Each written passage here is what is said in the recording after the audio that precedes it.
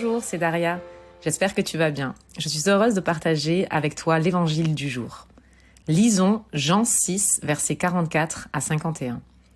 En ce temps-là, Jésus disait aux foules, « Personne ne peut venir à moi si le Père qui m'a envoyé ne l'attire, et moi, je le ressusciterai au dernier jour. » Il est écrit dans les prophètes, « Ils seront tous instruits par Dieu lui-même. Quiconque a entendu le Père et reçu son enseignement vient à moi. Certes, personne n'a jamais vu le Père, sinon celui qui vient de Dieu. Celui-là seul a vu le Père. Amen, amen, je vous le dis. Il a la vie éternelle, celui qui croit.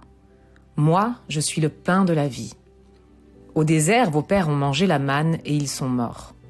Mais le pain qui descend du ciel est tel que celui qui en mange ne mourra pas.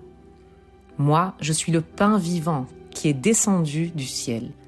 Si quelqu'un mange de ce pain, il vivra éternellement. Le pain que je donnerai, c'est ma chair, donnée pour la vie du monde. » Alors que la veille, Jésus venait miraculeusement de nourrir 5000 personnes en Galilée avec 2 poissons et 5 pains, il parlait à nouveau aux personnes à Capernaum. Cette foule venait d'expérimenter que Jésus pouvait les nourrir. Il était la réponse à leurs besoins physiques. Mais finalement, Jésus avait remarqué que beaucoup aspiraient plus à la nourriture qu'aux enseignements. C'est dans ces circonstances qu'il va leur expliquer quelle nourriture a bien plus de valeur que celle qui va peut-être nous rassasier un temps, mais qui nous amènera tout de même à la mort, tout comme leurs pères qui avaient mangé la manne et qui sont morts. Jésus va déclarer « Je suis le pain de la vie. Moi, je suis le pain vivant qui est descendu du ciel. Si quelqu'un mange de ce pain, il vivra éternellement. » En ces mots, Jésus nous dit qu'il y a bien plus important que la nourriture de ce monde. Il y a bien plus essentiel que simplement se rassasier dans son corps. Jésus apporte une réponse spirituelle en nous expliquant que même nos pères qui mangeaient à leur faim avec la manne sont finalement morts. Jésus va nous expliquer qu'au travers de sa personne, nous serons rassasiés pour toujours. Je t'invite aujourd'hui à réfléchir à ce qui te rassasie dans ta vie. Est-ce que tu te contentes de ce que ce monde te donne ?